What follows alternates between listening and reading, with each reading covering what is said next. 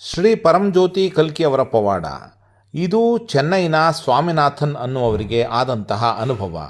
ಅವರು ಹೀಗೆ ಹೇಳುತ್ತಾರೆ: ಕೆಲವು ತಿಂಗಳ ಹಿಂದೆ ನನ್ನ ಆರೋಗ್ಯ ಸಮಸ್ಯೆಯಿಂದಾಗಿ ನಾನು ನನ್ನ ಕೆಲಸಕ್ಕೆ ರಾಜೀನಾಮೆ ನೀಡಬೇಕಾಯಿತು.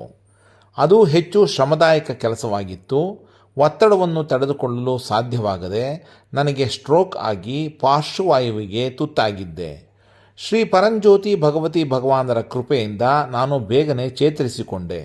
ಆದರೆ ಹಲವಾರು ಪ್ರಯತ್ನಗಳನ್ನು ಮಾಡಿದರೂ ಮೊದಲಿನಂತೆ ಸಾಕಷ್ಟು ಸಂಬಳದ ಕೆಲಸ ಸಿಗಲಿಲ್ಲ.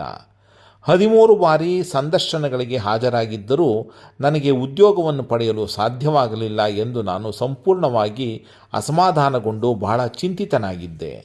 ಈತನ್ಮಧ್ಯೆ ನಾನು ಸತ್ಯಲೋಕದಲ್ಲಿ ಸಹಸ್ರನಾಮ ಹೋಮದಲ್ಲಿ ಭಾಗವಹಿಸಿದೆ ಮತ್ತು ನನಗೆ ಬ್ರೇಕ್ ಥ್ರೂ ಅನ್ನು ಅನುಗ್ರಹಿಸುವಂತೆ ಶ್ರೀ ಪರಂಜ್ಯೋತಿ ಭಗವತಿ ಭಗವಾನರನ್ನು ಪ್ರಾರ್ಥಿಸಿದೆ. ಶ್ರೀ ಪರಂಜ್ಯೋತಿ ಭಗವತಿ ಭಗವಾನರ ಮಾರ್ಗದರ್ಶನದಂತೆ ನಾನು ಸಂಕಲ್ಪವನ್ನು ತೆಗೆದುಕೊಂಡು ನೇಮಂನಲ್ಲಿ ಸತತ 7 ವಾರಗಳ ಸತತವಾಗಿ ವರಯಜ್ಞದಲ್ಲಿ ಪಾಲ್ಗೊಂಡೆ. ನಾನು ನನ್ನ ಪ್ರಾರ್ಥನೆಗಳನ್ನು ಬರೆದು ಪ್ರಕ್ರಿಯೆಯಲ್ಲಿ ಪ್ರಾಮಾಣಿಕವಾಗಿ ಭಾಗವಹಿಸಿದೆ.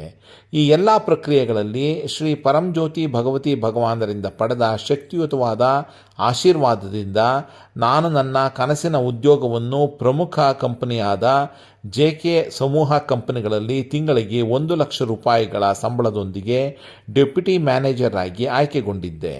ಸದಾ ಸೇವೆಯಲ್ಲಿರಲು ಬಯಸುತ್ತೇನೆ. ಹೃತ್ಪೂರ್ವಕ ಕೃತಜ್ಞತೆಗಳೊಂದಿಗೆ ಸದಾ ಶ್ರೀ ಪರಂಜ್ಯೋತಿ ಭಗವತಿ ಭಗವಾನರ ದಿವ್ಯ ಪಾದ ಕಮಲಗಳಲ್ಲಿರಲು ಇಚ್ಛಿಸುತ್ತೇನೆ.